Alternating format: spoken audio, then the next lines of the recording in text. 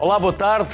7 em cada 10 portugueses têm dores de costas e 6 em cada 10 adultos sofrem de doenças reumáticas. São só alguns exemplos de como devemos dar mais atenção aos nossos ossos, ligamentos, articulações, tendões, músculos e nervos.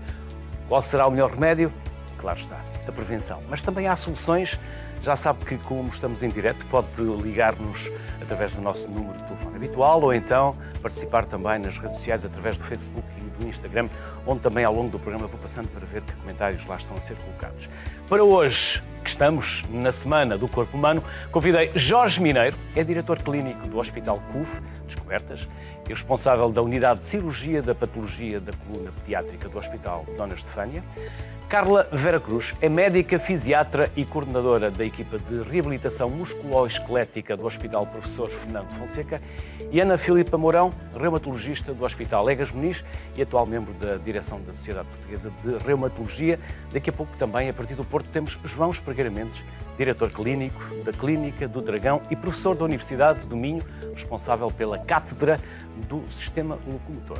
Aos três, que na verdade são 4, é um trio de 4, obrigado pela vossa disponibilidade, obrigado pelo tempo que nos vão dedicar, obrigado pela simpatia e pela generosidade com que aceitaram o nosso convite. No seu caso, é um regresso, que no vosso também seja a primeira de muitas.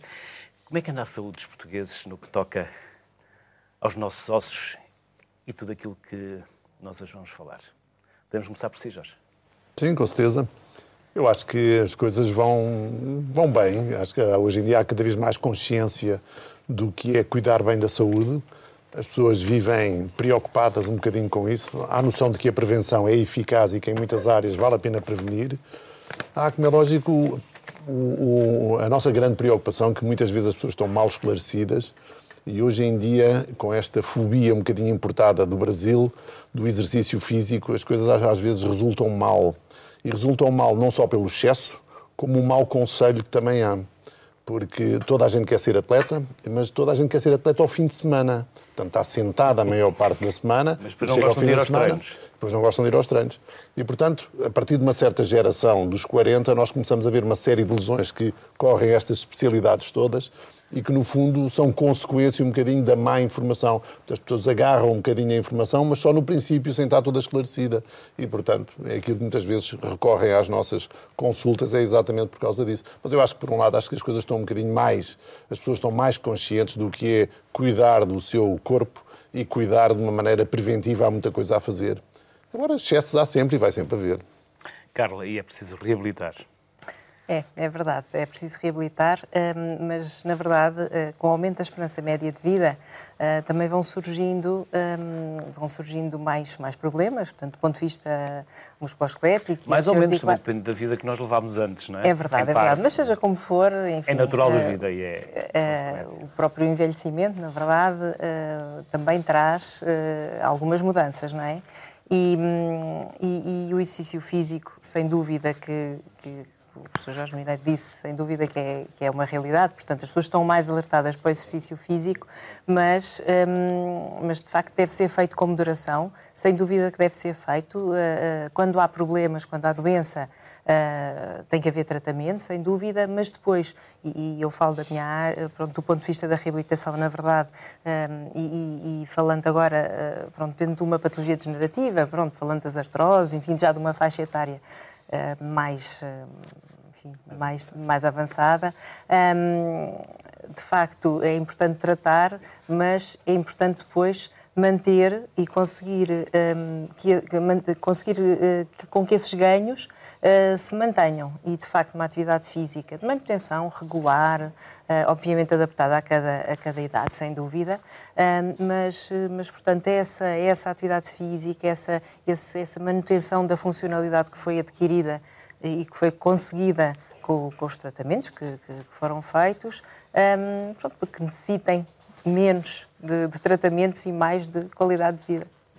Filipa, reumatologia, e eu já lhe vou fazer aqui uma pergunta, porque há pouco estava aqui a fazer uma consulta, metade dos portugueses não têm acesso à reumatologia. Já lá vamos. Como é que nós andamos também a saúde dos portugueses? A saúde dos portugueses eu acho que anda bem também. Acho que, apesar de tudo, o exercício físico devia começar nas escolas, devia haver uma política de educação aos miúdos, no fundo, tornar o ambiente desportivo um ambiente atrativo, os miúdos começarem desde cedo a praticar exercício físico regular, no fundo, para prevenir algumas doenças reumáticas, como a osteoartrose, a osteoporose, no fundo, apostar na prevenção e não tanto no tratamento. Mas acho que, em geral, a saúde dos portugueses anda bem. Ainda bem, ainda bem. Jorge Mineiro, vamos fazer aqui um pouco mais de conversa sobre vocês, porque no início eu faço habitualmente aqui uma pequena introdução. Jorge Mineiro, o que é que podemos saber mais sobre si? Oh, diabo. Onde está? Onde é que o podemos encontrar? Bom, eu hoje em dia faço praticamente 90% da minha atividade é só a patologia da coluna, tanto da criancinha e do bebê como do adulto e da pessoa idosa. E, portanto, dediquei a minha vida ao tratamento destas patologias. Portanto, tenho uma visão um bocadinho, desde a Estefânia até um bocadinho à idade mais adulta, do que são muitas destas coisas que nós falamos agora, não só das dores, como também da prevenção das deformidades, que é uma das coisas que acontece nos vários grupos etários e cada vez mais. E uma das coisas que a Carla disse aqui, eu penso que é importante, que é com o aumento da longevidade e da média de idade, hoje em dia, antigamente, nós víamos um doente com 80 anos, ou 70, 80 anos, e a gente dizia, bom, é um velhinho, já não fazemos nada. Hoje em dia nós operamos pessoas que têm 80 anos e, porque uma coisa que eu continuo a dizer é, seja aos 85, seja aos 90, seja com 10 ou 11, com má qualidade de vida, ninguém gosta de viver. E as pessoas hoje em dia são muito mais exigentes até ao fim da vida. Portanto, nós deparamos-nos em todas as áreas e em todas as consultas com gente que vem à nossa procura porque quer a solução do problema. Em muitos deles nós não temos soluções. Portanto, o objetivo aqui é subir um bocadinho o patamar da qualidade de vida, mas uma das coisas que eu passo a vida a dizer é que na patologia da degenerativa, por exemplo, da coluna, nós não curamos, vamos tentar melhorar a qualidade de vida. E, portanto, seja ela através de métodos conservadores ou então de métodos mais agressivos, mas a noção de que a idade hoje em dia tem muito pouca influência na decisão é uma coisa que mudou nestas últimas décadas. O que não leva a que esqueçamos que, juntamente com a idade, vem uma série de patologias chamadas comorbilidades. Essas sim têm que ser tomadas em consideração e, obviamente, a gente não pode tirar o doente de todas as outras coisas e isso, hoje em dia, cada vez mais a medicina deixa de ser uma coisa um bocadinho isolada para ser equipas multidisciplinares, onde estão presentes todos nós, mais uma série de outras especialidades para conseguir, em conjunto, lutar para dar boa qualidade de vida às pessoas. E às vezes não é fácil. Foi presidente também da Sociedade Portuguesa de... Sim, da ortopedia. Até há quantos anos? 13 e 14. Penso que foi 13 e 14. E houve várias coisas que fizemos de intervenção na sociedade civil. Uma delas foi uma coisa que eu acho que é essencial e que também tem a ver com todos nós, que é a prevenção das quedas. Ali a Filipa com certeza que vai abordar, e aqui aquela em relação à reabilitação da pessoa idosa com patologia e com osteoporose. E, de facto, aquele pequenino detalhe que hoje em dia nos lares, em casa, o velhote que vive sozinho e que tropeça no fio que ficou atravessado, na vassoura que ficou no chão, pequeninos detalhes que é preciso alguém que nos ajude e que os ajude em casa a levar à prevenção disso. A nossa campanha, que ainda está em vigor, foi dirigida por um dos nossos colegas, o Dr. Carlos Evangelista, que fez um trabalho excelente em todo o país, desde as universidades... Não caia nessa, não é? Como? Qual era o título? Carlos, não caia nisso. Não caia nisso, não caia nisso, exatamente, era a campanha. É. E, de facto, um bocadinho tem a ver com estas coisas todas, de tentar identificar as pessoas mais velhas com tendência a cair, se o problema é osteoarticular, se é cardíaco, se é dos ouvidos, se é de visão, tem tanta coisa, e, de facto, depois de cair, conseguir retornar e trazer de volta a pessoa à sua funcionalidade, como a Carla dizia, acho que é uma coisa que envolve todas estas especialidades. E, portanto, não é uma especialidade, não é um especialista. Hoje em dia, cada vez a medicina é uma medicina de conjunto, de múltiplas especialidades, porque o doente nunca e muito raramente tem só uma coisa, tem variedíssimas. Uma coisa normalmente nunca é só uma coisa nunca são várias coisas. E a Carla, médica fisiatra, onde é que a podemos encontrar? E quem são os seus pacientes? Tipo... Sim, eu de facto, a maior parte do meu tempo de trabalho é enquanto médica fisiatra do Hospital Fernando da Fonseca. Tenho uma equipa de trabalho com a qual trabalho que é composta por fisioterapeutas, terapeutas ocupacionais, Obviamente, na minha área, porque estou mais na musculoesquelética, trabalho mais com estes técnicos, mas no serviço e a reabilitação é muito transversal. Também temos terapeutas da fala e a neuropsicologia também, portanto, no fundo, tenho uma equipa que trabalhamos em conjunto e, de facto, na Amadora é onde eu estou a maior parte do tempo. Os meus doentes tipos... Quem é essa equipa? A equipa é formada por quem? Portanto, era como lhe disse, portanto, eu como médica fisiatra e fisioterapeutas, terapeutas ocupacionais. No fundo, trabalhamos com doentes em ambulatório, portanto, doentes do exterior que vêm fazer tratamentos ao serviço e um forte apoio ao internamento.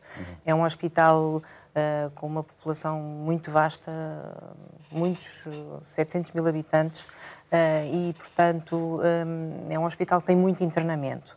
E também tem uma faixa etária muito alta. Damos apoio no internamento ao serviço de ortopedia e, aproveitando o que o professor Jorge Mineiro estava a dizer, de facto também temos essa noção que a esperança média de vida está a aumentar muito até na prática, porque enquanto há uns anos, digamos que a média é um serviço que tem muita traumatologia, o serviço de ortopedia ao qual damos apoio de reabilitação, e de facto, enquanto de antes 85 seria, digamos, a idade média dos doentes internados, era muito menos frequente haver 90 e tais anos e 70 e tal, pronto, de facto de serem doentes tão mais idosos. Neste momento há sempre para cima de 5, 10 doentes de 90, portanto, de facto a média de idades tem vindo a subir.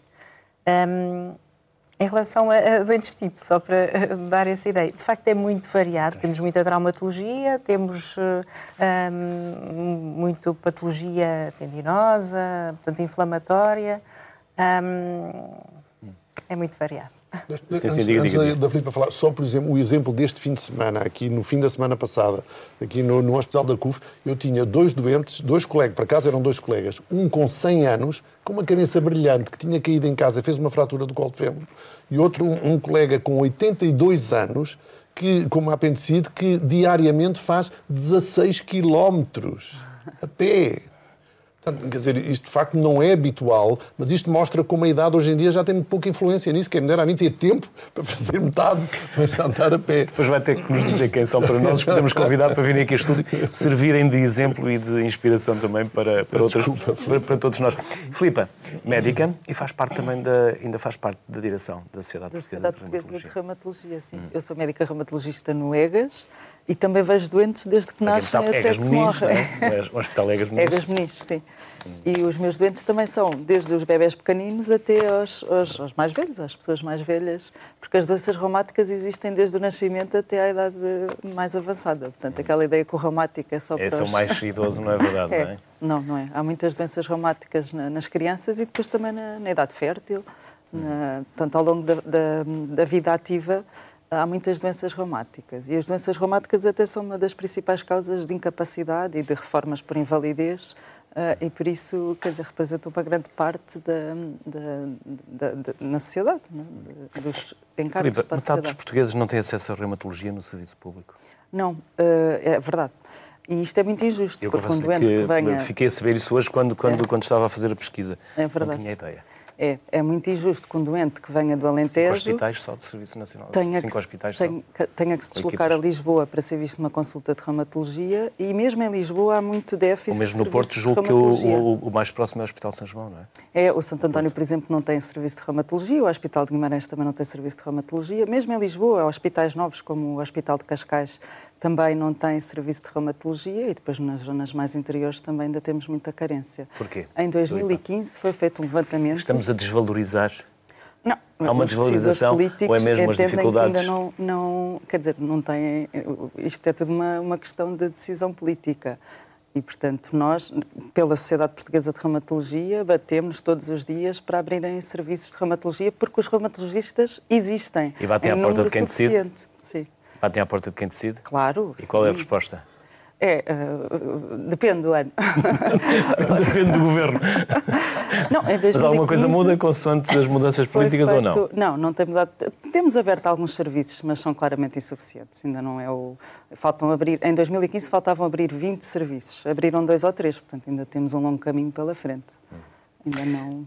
Espregueira Mendes, quem não conhece este nome? São, na verdade, 3 gerações. Uns terão conhecido o avô, outros o pai, outros ainda conhecerão o neto. João Espregueira Mendes, que está nos estúdios do Porto, em 2014 foi considerado um dos 10 mais influentes ortopedistas do mundo. Olá, boa tarde. Sei que nos acompanha aqui desde o início do programa, a partir dos estúdios da RTP Porto. Boa tarde, Luís Castro. Muito obrigado pelo convite, é um prazer participar na sociedade civil. Cumprimentos para os meus colegas de painel, especialmente um abraço para o meu amigo Jorge Mineiro e boa tarde para todos os telespectadores que nos seguem em casa. Pois é um prazer participar neste painel e corroborando um pouco aquilo que já foi dito relativamente às lesões do sistema musculoesquelético, há de facto um aumento importante dos problemas relacionados com o sistema musculoesquelético e isso deve-se às razões que foram apontadas com 2 ou 3 meios relativamente à minha prática, que se liga muito com o desporto e com as lesões articulares, que há uma dissociação atualmente entre a idade cronológica e a idade biológica e há muito menos aceitação da limitação. Aquilo que há uns anos atrás um doente facilmente aceitava não conseguir praticar desporto, não conseguir fazer uma determinada atividade, hoje é absolutamente inaceitável. As pessoas querem uma qualidade de vida boa e querem fazer uma atividade desportiva regular e ainda bem, e portanto isso lança-nos um desafio e cria-nos uma série de maiores dificuldades. Por outro lado, há também uma possibilidade que infelizmente não é suficientemente divulgada no nosso país de prevenir um conjunto muito vasto de lesões.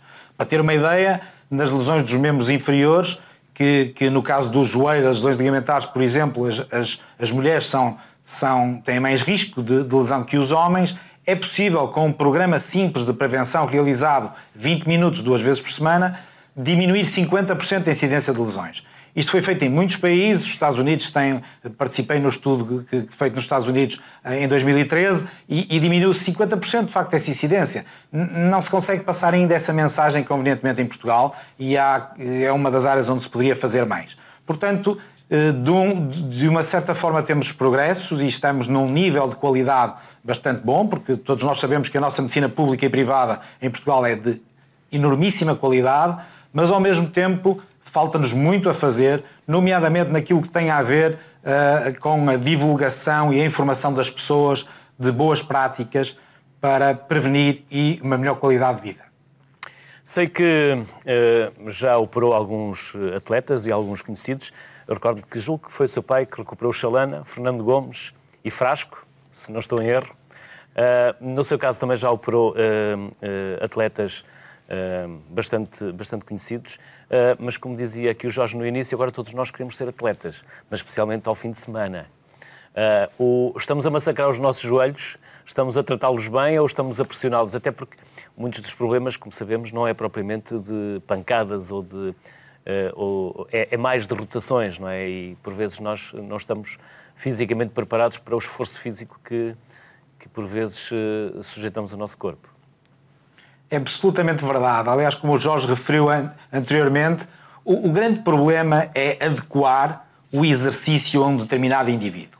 Porque não é a mesma coisa começar a fazer jogging num indivíduo que faz pela primeira vez jogging aos 50 anos ou um indivíduo que desde os 15 anos de idade pratica exercício físico regular. Não é a mesma coisa correr para um indivíduo que tem excesso ponderal, tem excesso de peso, e para um indivíduo que é magro e que o consegue fazer com muito mais facilidade.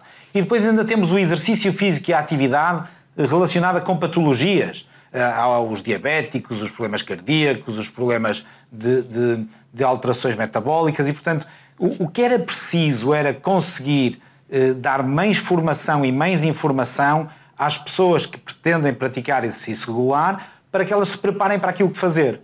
Não se trata tanto de um desafio de dizer, com esta situação, um determinado indivíduo não pode fazer isto, mas muito mais de como é que ele é capaz de fazer isso, qual é o caminho certo que ele deve percorrer para conseguir aquilo que o faz feliz.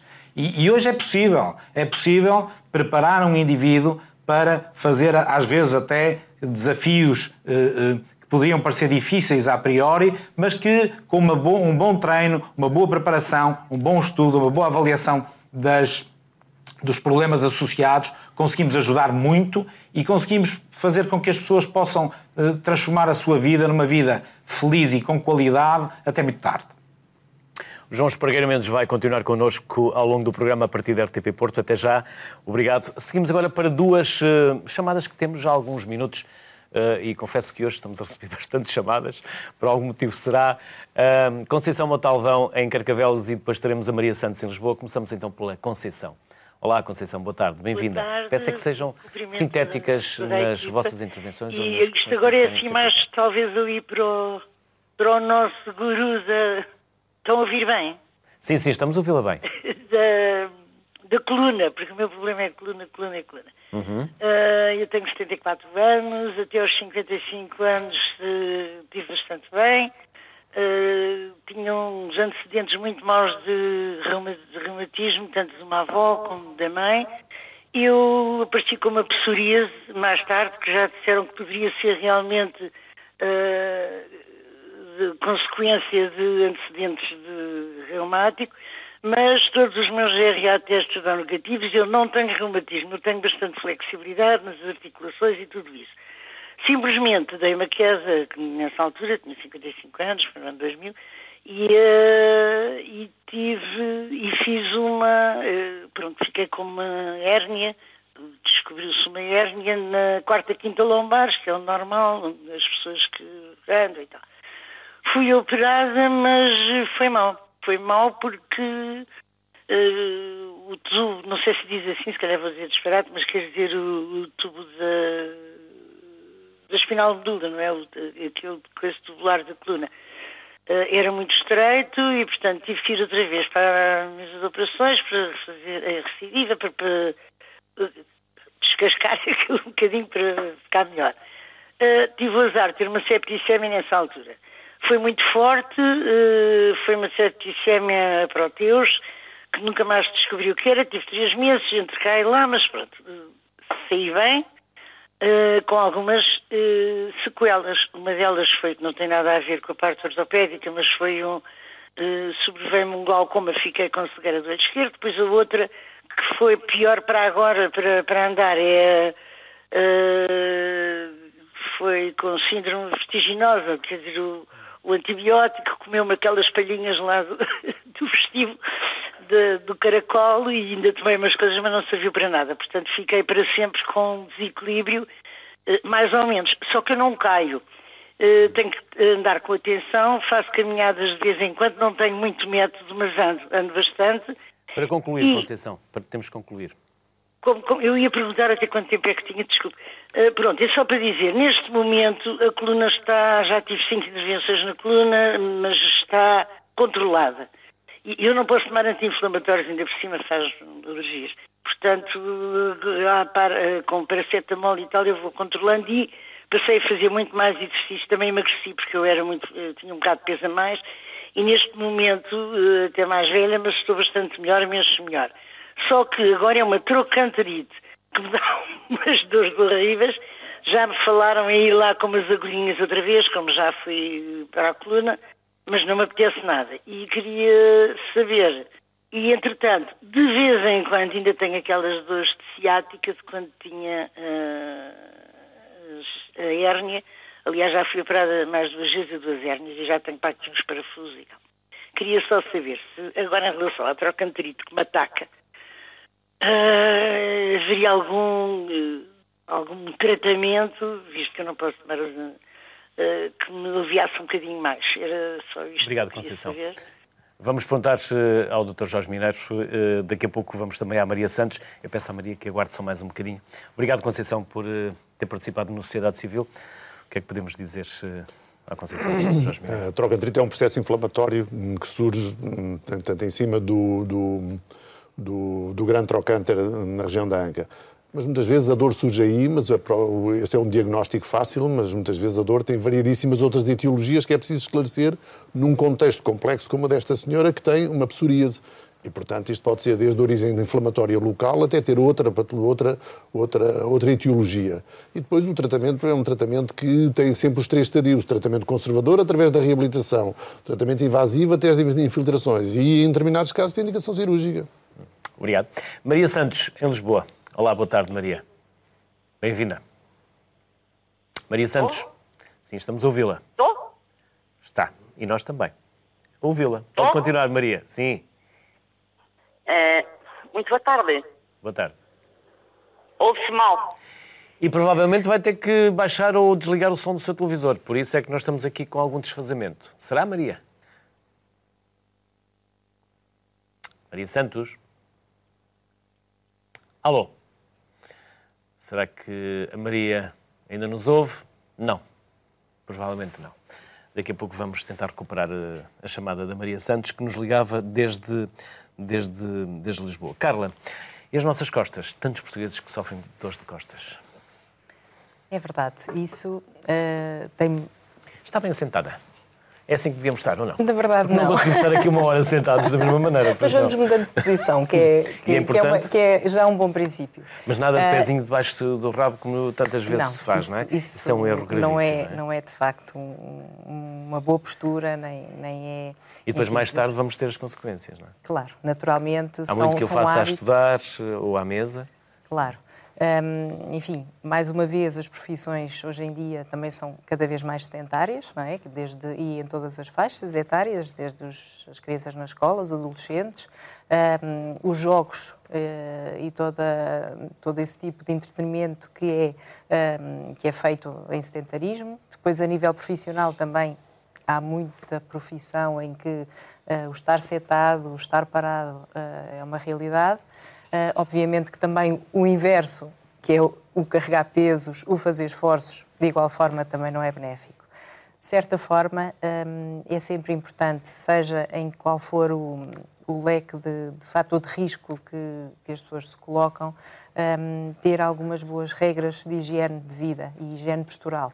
Portanto, quando se está sentado uma secretária, é muito importante não estar muito tempo seguido, enfim, de hora a hora, levantar, mexer, se for uma situação mais cervical, mobilizar o pescoço para um lado, alongar para o outro, portanto, pôr os músculos um bocadinho a trabalhar. Fazer alongamentos todo dia. Várias vezes na verdade, ao dia, não é preciso estar fixado nisso, mas acaba por ser um hábito.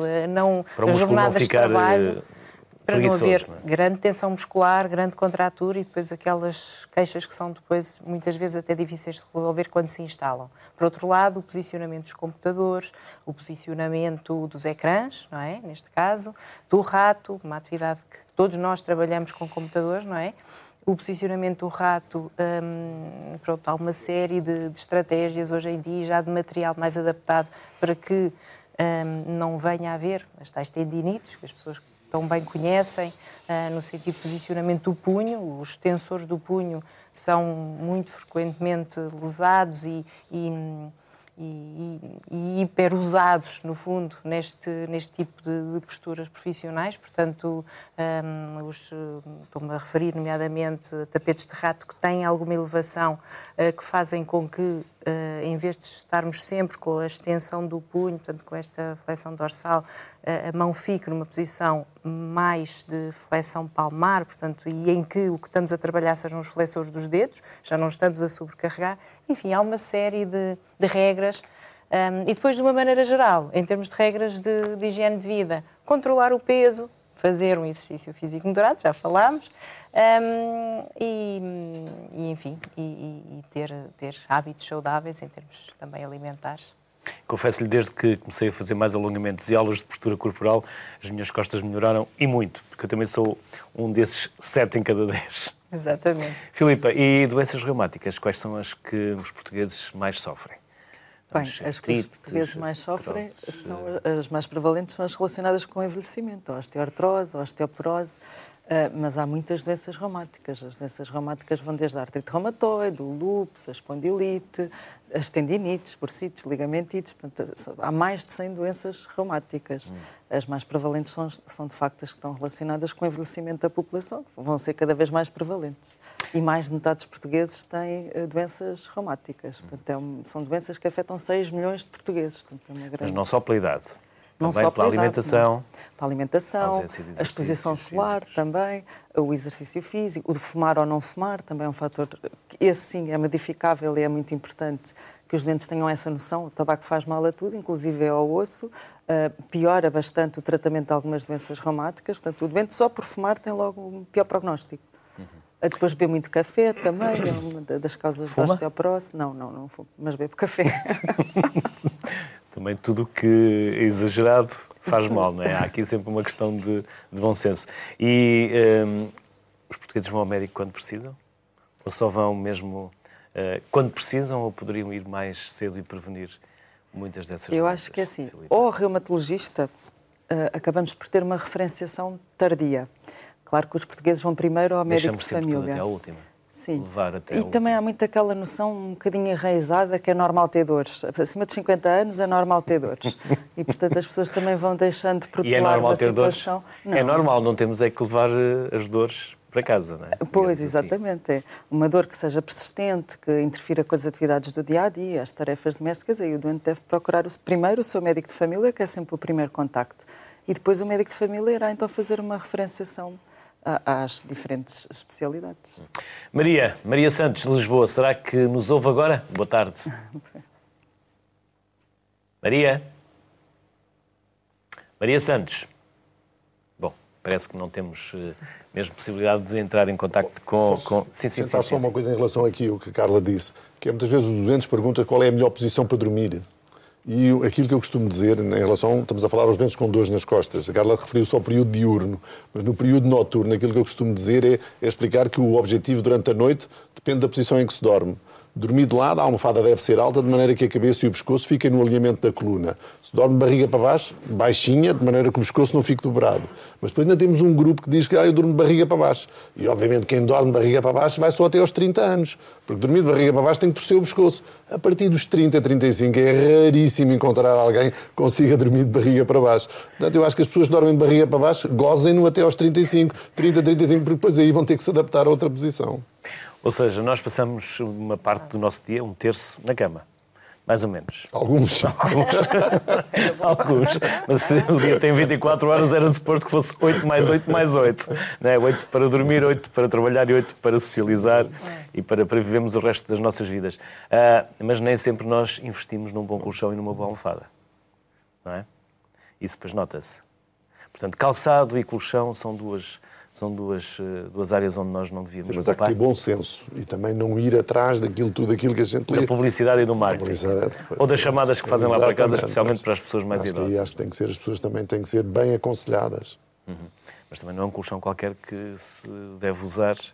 Não sei o que é que se chama um colchão qualquer. Eu acho que um colchão tem que ter determinadas características e se calhar é um colchão qualquer. Não custa, é uma fortuna, nem dá música, nem tira dores de cabeça, ao mesmo tempo tira varizes, dor nas costas. Isso é obviamente que não faz, mas que devem ser os colchões bons, sim. Voltamos ao Porto. Como sabem, nós temos João Espargueira Mendes no Porto, também no painel de convidados. Falávamos há pouco do joelho.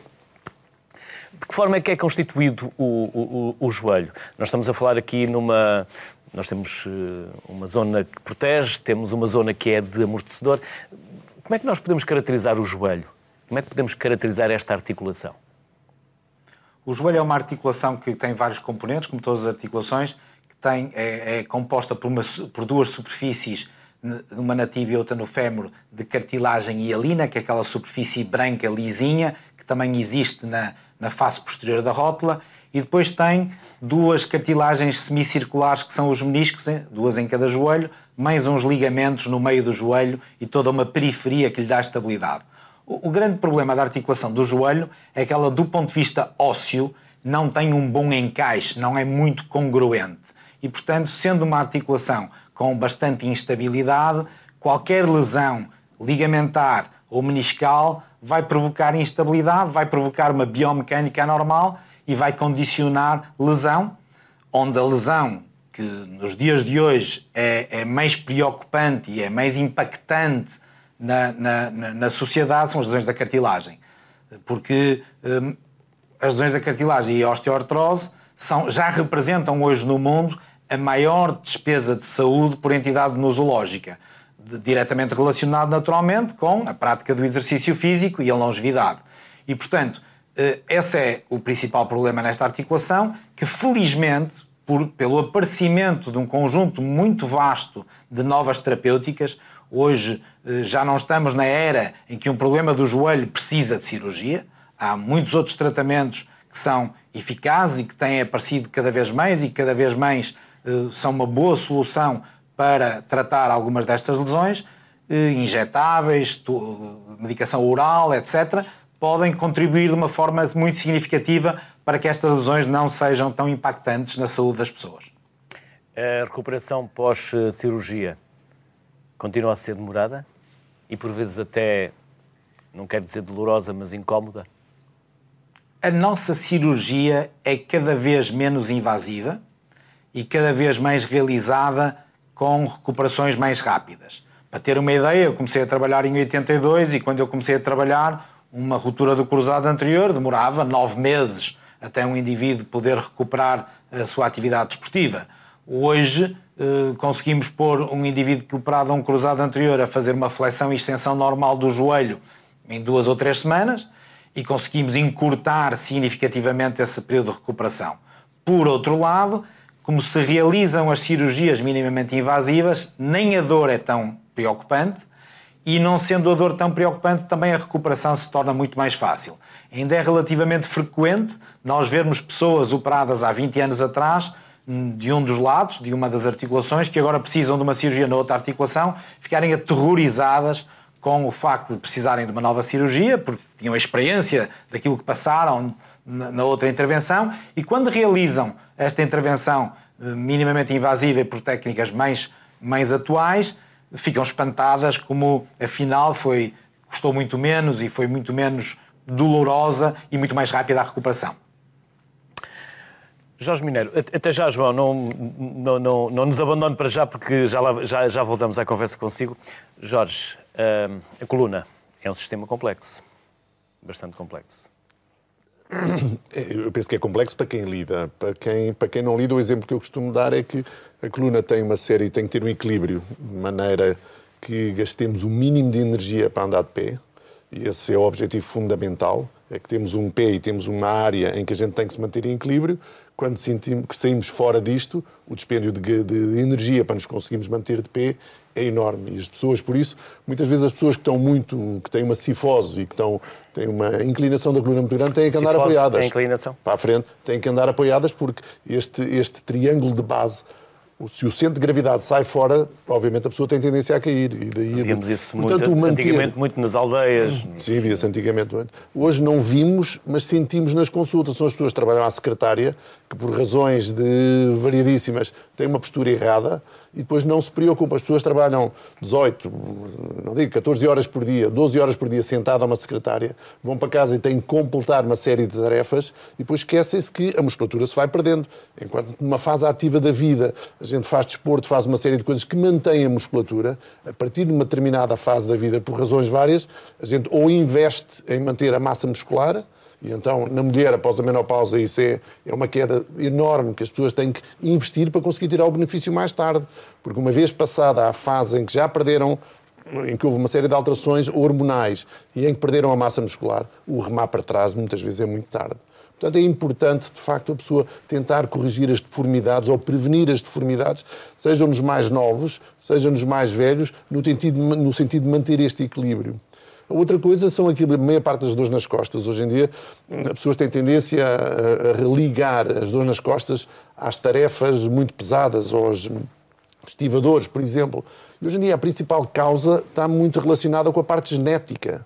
E nós sabemos que os discos, que são os amortecedores da coluna, muitas vezes uma secretária que nunca fez desporto agressivo tem os discos todos estragados. E, portanto, nós ainda sabemos muito pouco sobre isto. Agora, temos que lidar com estas consequências, mas não o conseguimos prevenir.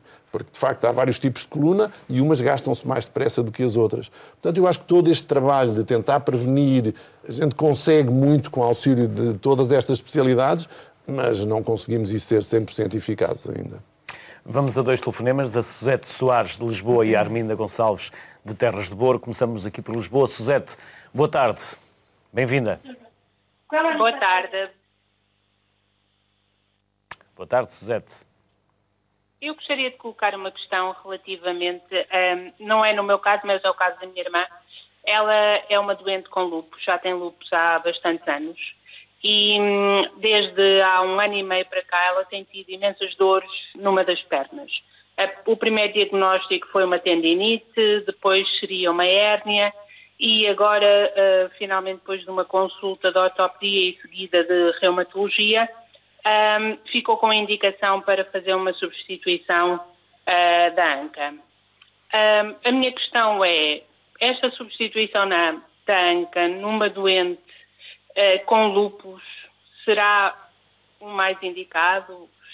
Terá sucesso ou isto é uma coisa que depois as dores vão se manter? Era esta a minha questão, se alguém puder responder eu agradecia. Obrigada. E eu estou a receber, não faz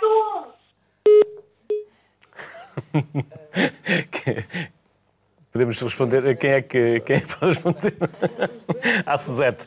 Podem ter dores em várias articulações. A anca é uma delas, não só porque são doentes que têm um aumento da osteoporose e depois podem partir a anca, que não é o caso neste caso. Podem ter outros fatores, uma osteonecrose da anca, também há alguns fatores que levam a que o doente tenha dores na anca. Agora, se o ortopedista e o reumatologista aconselharam, ninguém aconselha uma substituição da anca, uma prótese total de ânimo leve. Portanto, eu acho que o doente deve confiar nos seus médicos, é o primeiro passo, e ninguém sabe prever o futuro. Nós não conseguimos prever se o doente vai reagir bem ou não, se vai ficar bom passado um mês ou se vai ter complicações da sua prótese, mas, no fundo, a própria doença também tem que estar controlada quando fizer a cirurgia. Há uma série de outros fatores, a tensão, se tem diabetes ou não. Há uma série de fatores que nós não conseguimos, que só pelo telefonema não conseguimos identificar. A Arminda Gonçalves está em Terras de Boro. Terras de Boro, bom dia. Ou boa tarde, perdão. Olá, Arminda, bem-vinda. Boa tarde, doutora. É o seguinte... Tiro doutor. Eu não sou doutor. Doutores são os que estão à minha frente. Pronto. Doutores são os médicos. Está certo. Eu queria pôr a minha... Que é assim. Há muitos anos que eu tenho as minhas pernas muito inquietas. Sim. Posso falar? Sim, estamos a ouvi-la, Arminda. Tenho as minhas pernas muito inquietas e já tenho feito muitos exames. O que é isso, inquietas? E já fiz, pronto, e continuo a ter. Fui um dia ao médico, a um especialista da coluna, e disseram-me que eu tinha que ser operada à coluna para tirar as pernas inquietas. Eu então fui operada, e antes fiz exames, então tinha o elo 4 e 5, que estavam acabalados um em cima do outro. E o médico, o operador, disse, pronto, nós temos que desapertar isso, e me porem uma almofadinha no meio, o que sucede? E a senhora vai ficar bem. Eu fui operada e continuo na mesma coisa, ainda pior, porque agora não posso varrer a minha casa, eu não faço a minha cama de lavado, que não consigo. Eu, se deixar cair uma coisa ao chão, eu não apanho. E sempre esta dor no fundo da coluna, que eu tenho dias que estou desesperada, eu não posso pegar num bebê ao colo, estou inutilizada da vida, não sei o que é que ia fazer à minha vida, e agora até me deu o tendão de Aquiles, deixei de andar, já fiz radioterapia. Fez fisioterapia, Arminda? Fez fisioterapia? Exatamente. Já 2 sessões e não consigo melhorar. Quantas sessões? Já 20 sessões que eu fiz. E não consigo melhorar. Tenho dias que estou melhor. Ainda hoje é o dia que eu não consigo andar. Eu não calço um sapato. Tem que ser todo aberto, porque fechado não consigo. E estou assim desde a minha vida e gostava que daí me dessem uma solução. Se eu venho a ficar bem da minha coluna, as pernas continuam inquietas. Eu tenho noites que passo a noite toda em movimento. Eu levanto o meu deito, eu ponho as pernas para aqui, ponho as pernas para lá. Não durmo 4 horas por noite. sossegada, não sei o que é fazer à minha vida. Gostava de ouvir a vossa opinião, o que é que eu poderei fazer. Muito obrigada e boa tarde. Arminda Gonçalves, que nos ligou desde Terras de Boro. Os dois... Eu penso que há aqui uma mistura de coisas. Síndrome das pernas inquietas é uma entidade independente que é tratada pela neurologia, mas que não tem nada a ver com a coluna. Portanto, a senhora agora sofre de duas coisas. Sofre da consequência da cirurgia da coluna e sofre de um síndrome que não é tratado cirurgicamente, que é das pernas inquietas. Mas não sei se a Carla quer dizer mais alguma coisa. Também sobre isso é uma questão que provavelmente está sobreposta. Mas, pronto, de facto a senhora foi operada à coluna, não é? Portanto, está numa situação de pós-operatório. Muitas vezes, obviamente, nem tudo se consegue resolver a 100%, infelizmente, na medicina. Mas sim, muitas vezes estas situações têm indicação cirúrgica. Obviamente esta situação em particular não temos dados para poder... Obviamente que fez é porque teria indicação. Dentro da reabilitação deste tipo de problemas há duas vertentes principais. Uma, a dor, e os agentes físicos portanto, têm um peso importante no sentido de controlar a dor e depois, naturalmente, o fortalecimento muscular e o treino da atividade que é importante fazer nestas situações. São situações, habitualmente, que demoram algum tempo a tratar. Infelizmente, queríamos que as coisas fossem mais rápidas, mas não são e de facto, a senhora fez 20 sessões, provavelmente... Ainda terá hipótese de melhorar. Carla, era uma questão que eu lhe gostava de colocar, até porque vejo isso muito à volta até de pessoas que eu conheço. Depois as pessoas não investem o suficiente nas sessões de fisioterapia. São operadas, depois têm X sessões, depois começam a faltar, já se sentem bem e abandonam a fisioterapia ou não acabam. É fundamental levar os planos de fisioterapia até ao fim? Sim, e se não chegarem... solicitar mais? Claro. É assim, os planos de fisioterapia são programas de reabilitação, portanto, têm um princípio, um meio e um fim, têm um objetivo. Obviamente que pronto, em situações de pós-operatório, regra geral, isso está bem definido, está protocolado, mas, na verdade, também nem todas as situações são iguais e surgem intercorrências, surgem complicações, muitas vezes até demora mais tempo do que o previsto. Agora, sem dúvida, se há indicação para manter um programa de reabilitação, deve ser mantido até ao fim. A verdade é que também há algumas situações de pós-operatório, e isso é determinado depois nas consultas, que chega a uma determinada altura, pode terminar o plano de reabilitação e passar para um sistema de exercício físico lúdico, portanto, a nível de ginásio. Há situações em que isso é possível, o que se torna até bem mais agradável e bem mais dentro do contexto da vida, não é? Do dia-a-dia. Agora, o que é importante ser feito em clínica de reabilitação deve ser feito com princípio, meio e fim, sem dúvida. Filipa, há pouco, enquanto vocês iam falando, eu fui ver também aqui as redes sociais e as mensagens diretas que nos estão a chegar. Algumas diretas eu não vou identificá-las naturalmente, mas alguém aqui colocava uma questão das artroses. Como é que ela deve, e se é que pode fazer alguma coisa em relação às artroses que lhe surgiu especialmente nos dedos das mãos e que já não os consegue esticar e Sim. tem dificuldade em agarrar alguns objetos? As artroses fazem parte de um processo natural de envelhecimento, portanto, nós conseguimos prevenir algumas queixas, nomeadamente não ter peso a mais, nomeadamente na coluna, fazer exercício físico, mas não conseguimos, e os genes também não controlamos os genes, é preciso alguma sorte com os genes, mas não conseguimos prevenir totalmente um processo de artrose. Mas há algumas medidas que podemos tomar, no fundo, para melhorar a artrose das mãos, nomeadamente mexer as mãos, ter aquela bola elástica, para mexer aqui os músculos interósseos. Depois, há alguma medicação que nós podemos dar na consulta e também os programas de medicina física e reabilitação para aumentar o bem-estar, no fundo, e diminuir a dor nos doentes com artrose. Perguntava se há alguma solução cirúrgica, se ela pode ser submetida a alguma cirurgia. Primeiro tem que ter indicação cirúrgica, não é? Portanto, é preciso ter uma artrose já evoluída, porque as cirurgias também têm complicações.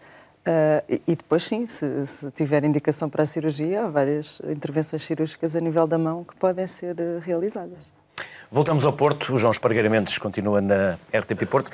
Duas questões que nos colocaram aqui. Não sei se uma delas é propriamente direcionada a si, mas um pai que tem uma criança, eu não consegui perceber, mas percebi que a criança ainda não foi para a escola e que tem os joelhos metidos para dentro. O que é que ele poderá fazer? E um segundo era um atleta que diz que teve problemas de menisco e que perguntava se podia voltar a jogar futebol. Também não sabemos qual é a gravidade do problema do menisco, mas para estas duas situações, o que é que lhes podemos responder?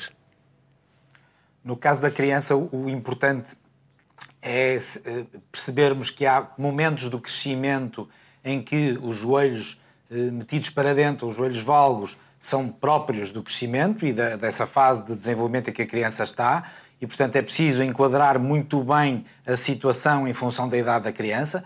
Pode não ser de todo preocupante, normalmente não é de todo preocupante, e naturalmente, só um médico que possa consultar poderá identificar se, de facto, estamos numa situação que fuja daquilo que é um padrão normal ou se é uma situação perfeitamente normal na fase de crescimento da criança, como muito provavelmente será.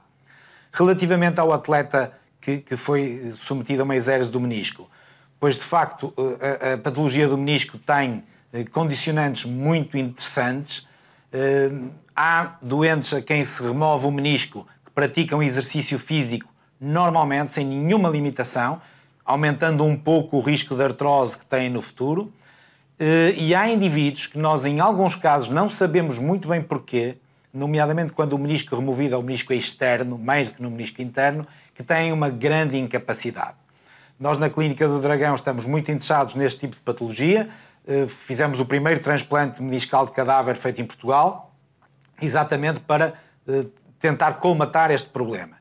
Também é verdade que normalmente o impacto que estas lesões meniscais têm é sobre a cartilagem, e na cartilagem há um número muito alargado de tratamentos, nomeadamente tratamentos conservadores, com injeções, que cada vez a evidência científica mostra serem mais eficazes, tratamentos com ácido hialurónico, tratamento com plasma rico em plaquetas, tratamentos com super PRP, que é a combinação dos dois, aparecimento das células pluripotenciais a mostrarem alguma evidência, embora ainda bastante fraca, alguma evidência, e, portanto, eu diria que com o que existe atualmente e com o que a ciência nos promete trazer em termos muito próximos, vai haver soluções altamente eficazes para estes problemas. E, naturalmente, que é preciso basear isto na medicina baseada na evidência. Não há outra forma. Nós, na Clínica do Dragão, estamos muito interessados também na investigação. Eu divido a minha vida hoje em 1/3 atividade clínica, 1/3 investigação, 1/3 em ensino médico e as atividades internacionais. E na parte de investigação, nós temos um grupo dedicado especialmente a este problema da cartilagem, quer na investigação clínica, com já mais de 14 livros publicados nos últimos 10 anos, mas também com uma parceria fortíssima com um grupo importantíssimo da Universidade do Minho, que é o grupo do professor Rui Reis e dos 3Bs, que são o grupo de excelência europeu na investigação básica sobre cartilagem, e onde há cada vez mais possibilidade de conseguirmos no futuro substituir a cartilagem por cartilagem artificial, vinda de muitas fontes, nomeadamente fontes marinhas e fontes de outras substâncias, que vão seguramente trazer-nos novidades num período de tempo bastante sempre simpático.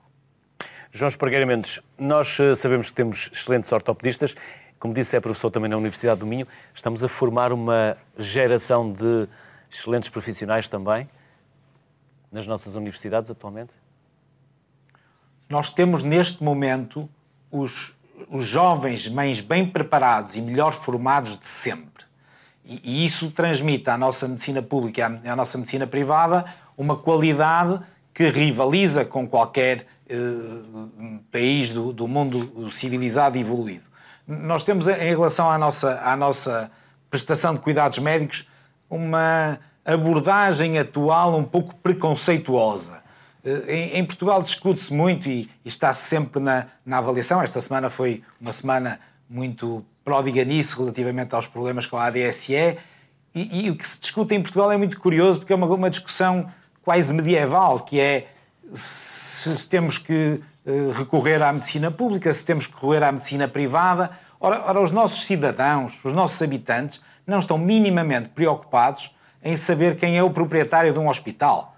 Na Alemanha, em França, na Suécia, nos Estados Unidos, quando se entra num hospital, dificilmente até se sabe se o proprietário é privado ou é público. O que eles querem, o que eles pretendem, aquilo a que eles têm direito, é que com o seu cartão de cidadão e através dos seus impostos possam recorrer aos melhores e que lhes seja proporcionada a livre escolha.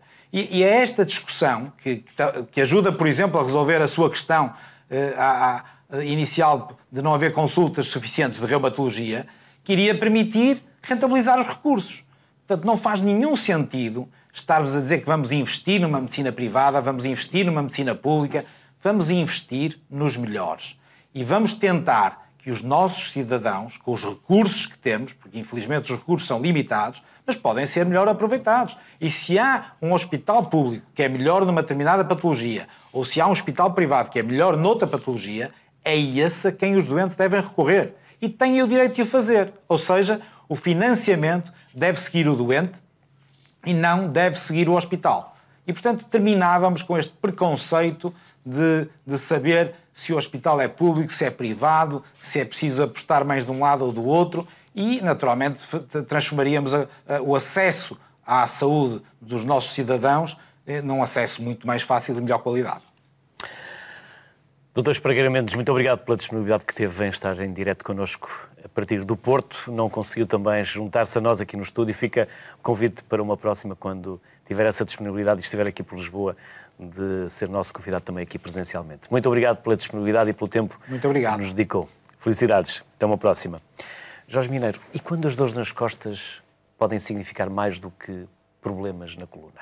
Ou as dores na coluna mais do que propriamente dores na coluna? Podem significar outras coisas? Outras doenças? Sim. Temos 4 minutos. Vamos distribuir os 4 minutos pelos 3. Não, penso que sim. Acho que esse é um dos riscos, é a pessoa tratar das dores nas costas como sendo uma coisa apenas e só da patologia da coluna. E hoje em dia, infelizmente, e casos bem próximos que conheço, de uma sintomatologia de uma neoplasia do pâncreas, que se manifestou por dor nas costas, a pessoa foi super investigada no que era a patologia da coluna e não encontraram nada. E, de facto, portanto, a dor na coluna pode ser, de facto, um sintoma de patologia noutros locais, mais ou menos graves, como é lógico.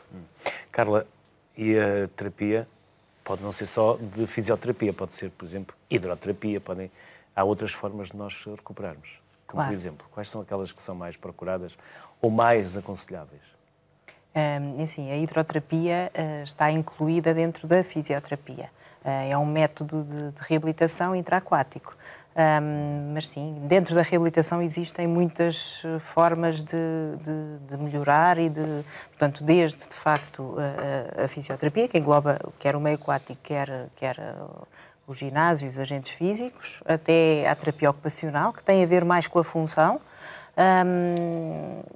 Pronto, a terapia da fala já passa mais para a reabilitação neurológica, porque não sai fora aqui desta situação. E também dentro da reabilitação existem diversas técnicas que utilizamos para além da fisioterapia e deste âmbito, do ponto de vista também, e que são também comuns a outras especialidades, infiltrações, a mesoterapia, enfim, as viscosupplementações, os bloqueios, enfim, há uma série de técnicas que são também partilhadas com outras especialidades e que atuamos na dor, essencialmente preparando os doentes para poderem, então, responder a um programa de reabilitação, sempre associado, porque, na verdade, tratar só de uma coisa, só numa vertente nunca é nada, quer entre as especialidades, quer entre os outros técnicos. As equipas multi e interdisciplinares são o segredo. Filipa, num minuto, há pouco abordámos assim a alimentação ao de leve, mas a alimentação, suplementos? A dieta melhor é a dieta mediterrânica. Mas os suplementos, o que tomamos sempre com o conselho do médico? Os suplementos são não de venda livre. Não é porque apareceu na televisão ou os amigos recomendaram? Muitas vezes não só não causam benefício, como o benefício é nulo ou podem até prejudicar. Que é o caso dos suplementos de cálcio e vitamina D, que hoje em dia anda meio mundo a fazer, mas que pode ser mesmo prejudicial. As pedras nos rins, o desconforto gastrointestinal, doses elevadas podem causar doenças cardiovasculares. Portanto, apesar de serem de venda livre, o ideal é serem prescritos sobre supervisão médica. E quem tiver dúvidas, que procure quem saiba. Exato. Aos três, muito obrigado pela disponibilidade, obrigado pelo tempo que nos dedicaram. Pequenas dores podem vir a dar grandes problemas. Não faça tudo em cima do joelho. Previna-se. Boa tarde. Fique